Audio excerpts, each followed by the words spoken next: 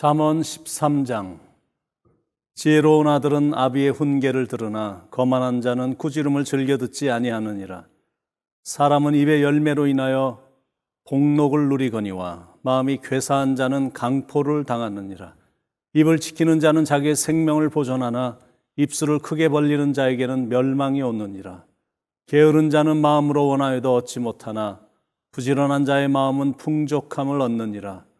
의인은 거짓말을 미워하나 악인은 행위가 흉악하여 부끄러운 데에 이르느니라. 공의는 행실이 정직한 자를 보호하고 악은 죄인을 패망하게 하느니라. 스스로 부한 체하여도 아무것도 없는 자가 있고 스스로 가난한 체하여도 재물이 많은 자가 있느니라. 사람의 재물이 자기 생명의 속전일 수 있으나 가난한 자는 협박을 받을 일이 없느니라. 의인의 빛은 환하게 빛나고 악인의 등불은 꺼지느니라. 교만에서는 다툼만 일어날 뿐이라 권면을 듣는 자는 지혜가 있느니라. 망령 때 얻은 재물은 줄어가고 손으로 모은 것은 늘어가느니라. 소망이 더디 이루어지면 그것이 마음을 상하게 하거니와 소원이 이루어지는 것은 곧 생명 남으니라. 말씀을 멸시하는 자는 자기에게 패망을 이루고 계명을 두려워하는 자는 상을 받느니라. 지혜 있는 자의 교훈은 생명의 셈이니 사망의 그물에서 벗어나게 하느니라. 선한 지혜는 은혜를 베푸나 사악한 자의 길은 험하니라. 무릇 슬기로운 자는 지식으로 행하거니와 미련한 자는 자기의 미련한 것을 나타내느니라. 악한 사자는 재앙에 빠져도 충성된 사신은 양약이 되느니라. 훈계를 저버리는 자에게는 궁핍과 수욕이 이르거니와 경계를 받는 자는 존영을 받느니라. 소원을 성취하면 마음에 달아도 미련한 자는 악에서 떠나기를 싫어하느니라. 지혜로운 자와 동행하면 지혜를 얻고 미련한 자와 사귀면 해를 받느니라. 재앙은 죄인을 따르고 선한 보응은 의인에게 이르느니라. 선인은 그 산업을 자자손손에게 끼쳐도 죄인의 재물은 의인을 위하여 쌓이느니라. 가난한 자는 밭을 경작함으로 양식이 많아지거니와 불의로 말미암아 가산을 탕진하는 자가 있느니라. 매를 아끼는 자는 그의 자식을 미워함이라. 자식을 사랑하는 자는 근실이 징계하느니라. 의인은 포식하여도 악인의 배는 줄이느니라. 아멘.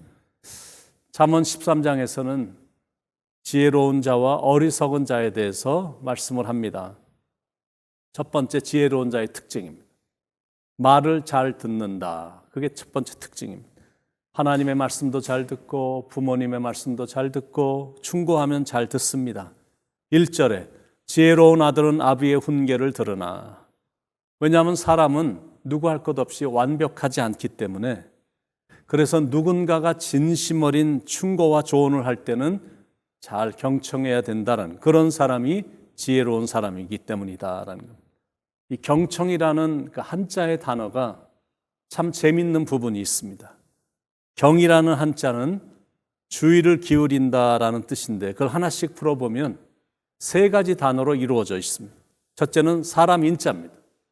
그 옆에는 비수 비자가 있고 그 옆에는 머리 혈자가 있는데 사람의 정수리에 비수를 꼽는 것, 이게 무슨 뜻이냐면 그만큼 정신을 바짝 차리고 마음과 귀를 기울이라라는 그런 뜻입니다. 근데 청이라는, 경청의 청이라는 한자도 이 듣는다라는 뜻인데 이 한자를 하나씩 풀어보면 6개 단어로 이루어져 있습니다. 귀 이자가 있고 임금 왕자가 옆에 있고 열십자가 있고 눈목자가 있고 한일자가 있고 마음 심자가 6개가 이루어져서 청이라는 단어를 이루고 있다는, 이게 무슨 뜻이냐면 임금의 귀와 10개의 눈을 가지고 한 마음으로 온 마음을 다해서 듣는 것, 그게 청이란 뜻입니다. 그렇기 때문에 경청한다는 게 얼마나 어려운 건지 모릅니다. 그런데 역시 경청하는 사람들이 후에 뛰어난 지혜로운 지도자가 된다는 거죠. 10절 후반부에 보면 권면을 듣는 자는 지혜가 있느니라. 근데 반면에 거만한 자, 어리석은 자의 특징은 말을 잘 안 듣는다. 이게 특징입니다. 1절 후반부에 지혜로운 아들은 아비의 훈계를 들으나 거만한 자는 꾸지람을 즐겨 듣지 아니하느니라. 자기가 제일 잘났다라고 생각하기 때문에 남의 이야기를 잘 듣질 않습니다. 아니나 다를까 말을 잘 듣는 지혜로운 사람과 또 말을 잘 듣지 않는 어리석은 자의 결과는 판이하게 달라진다는 13절에 말씀을 멸시하는 자에게 자기에게 패망을 이루고 계명을 두려워하는 자는 상을 받느니라. 18절에 훈계를 저버리는 자에게는 궁핍과 수욕이 이르거니와 경계를 받는 자는 존영을 받느니라. 첫 번째, 잘 경청하고, 두 번째, 지혜로운 사람의 특징은 말을 많이 하지 않는다라는 게 특징입니다. 지혜로운 사람은 말을 그다지 많이 하지 않고 말을 하더라도 때에 맞는 말, 분위기에 참 적절한 말을 골라서 합니다. 3절에 입을 지키는 자는 자기의 생명을 보존하나. 근데 반면에 거만한 자, 어리석은 자의 특징은 쓸데없는 말을 많이 한다라는 것. 알버트 아인슈타인인 교수에게 한 학생이 질문을 했습니다. 교수님 같은 대과학자가 될 수 있는 비결은 무엇입니까? 라고 진지하게 질문을 했더니 이 아인슈타인 박사가 이렇게 답을 해줬습니다. 되도록 입은 적게 움직이고 머리를 많이 움직이게, 이런 조언을 해줬습니다. 웅변은 은이고 침묵은 금입니다. 물론 그렇게 인생을 산다는 게 결코 쉽지 않죠. 그래서 현자가 된다는 게 어려운 겁니다. 현자는 어떤 사람이냐면 말하기 전에 두 번 생각하고 그 후에는 입을 다물어 버리는 사람, 그 사람들이 현자입니다. 쉽지 않습니다. 그러나 우리가 그렇게는 될 수 없다 할지라도 입술을 제어하기 위해서 노력하는 사람은 되어야 된다는 것.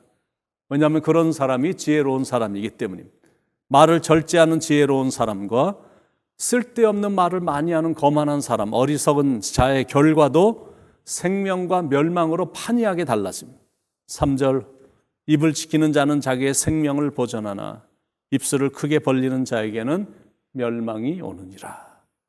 세 번째, 지혜로운 사람의 특징은 열심히 일해서 재물을 모은다라는 게 특징입니다.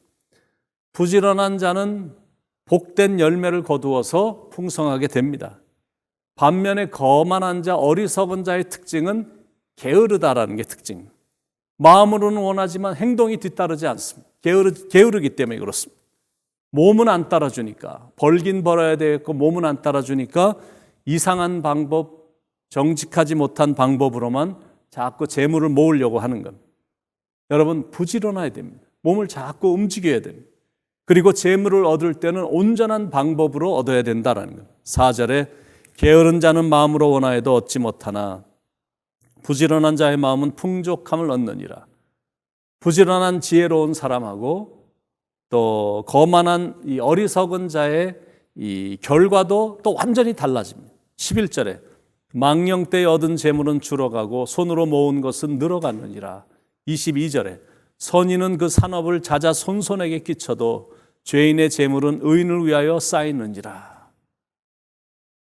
재물을 얻더라도 정당한 방법으로 정직하게 얻고, 네 번째, 지혜로운 사람의 특징은 자식을 무조건 사랑하지 않는다라는 게 특징. 자녀가 잘못하면 무섭게 매를 듭니다. 사람은 부패한 속성이 있기 때문에 자신의 자유로운 의지에 따라서 행할 때 오류에서 벗어나지 못할 때가 너무나 많습니다. 그러니까 잘못을 하거나 그릇되게 행하면 당연히 채찍을 들어서라도 바르게 행하도록 인도해 줘야 된다는, 그렇게 하는 사람이 지혜로운 부모입니다. 거만한 자의, 어리석은 자의 특징은 다른 사람들에게는 이유 없이 강하면서 자식들에게는 쩔쩔맵니다. 권고의 말을 해도 아이들이 듣질 않는 것도 그렇게 하는 이유이겠지만, 문제는 자녀들을 그런 식으로 대하니까 자녀들이 자꾸 곁길로 나가는 거예요. 그러니까 그런 건 참 사랑이 아니라 오히려 자식을 미워하는 것임을 볼 수가 있습니다. 24절에 매를 아끼는 자는 그의 자식을 미워함이라. 자식을 사랑하는 자는 근실이 징계하느니라. 감리교 운동을 시작한 요한 웨슬리의 어머니 수잔나 웨슬리는 19명의 자녀를 낳아 어려운 목회자의 가정에서 모두 다 신앙으로 훌륭하게 키운 어머니로 유명합니다. 수잔나는 이런 신앙의 원칙과 교육의 원칙을 갖고 자녀들을 양육했다고 합니다.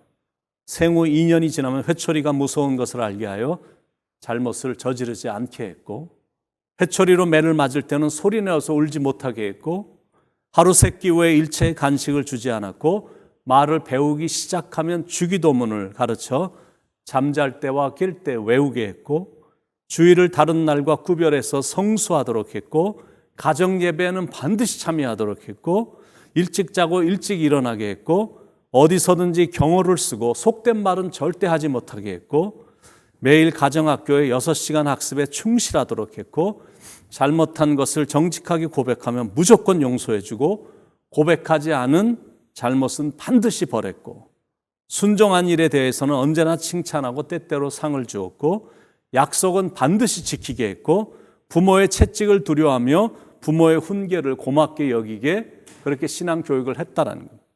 그 외에도 많은 원칙을 세워서 양육을 했기 때문에 그의 자녀들은 다 신앙적으로, 인격적으로 훌륭하게 성장한 것을 볼 수가 있습니다. 물론 이제는 시대가 너무나 다른 시대가 됐고 거의 웬만한 건 다 변했다라는 생각이 들 정도. 그러나 하나님의 말씀만큼은 변함이 없습니다. 그래서 진리에 있어서는 하나님의 말씀을 따르는 겁니다. 부모가 자녀들에게 잘해주고 칭찬도 많이 해주고 사랑도 많이 해야 되겠지만, 진짜 사랑하기 때문에 잘못 가고 있다라고 판단이 들면 엄하게 다스려야 된다는, 그래야 사람다운 사람이 되기 때문입니다. 오늘도 귀를 크게 열어 하나님의 음성을 들으시고, 입은 되도록 필요한 말이나 유익한 말을 할 때 쓰고, 맡겨진 일들은 부지런히 감당하고, 자녀와 손주들을 위해서는 늘 기도하면서 성경적으로 잘 양육하는 하루가 되시길 예수님의 이름으로 간절히 축원을 드립니다. 기도하겠습니다.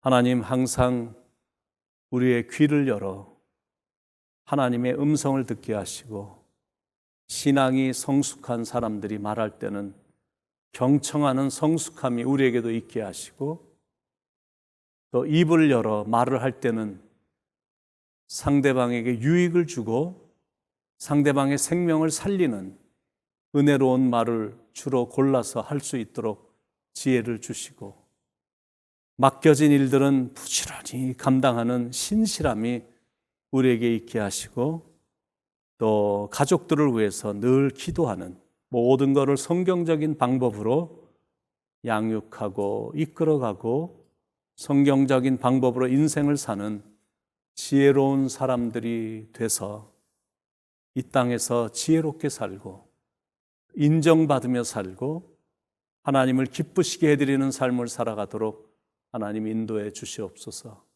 오늘도 말씀해 주셔서 감사드리며 사랑이 많으신 예수님의 이름으로 간절히 기도드립니다. 아멘.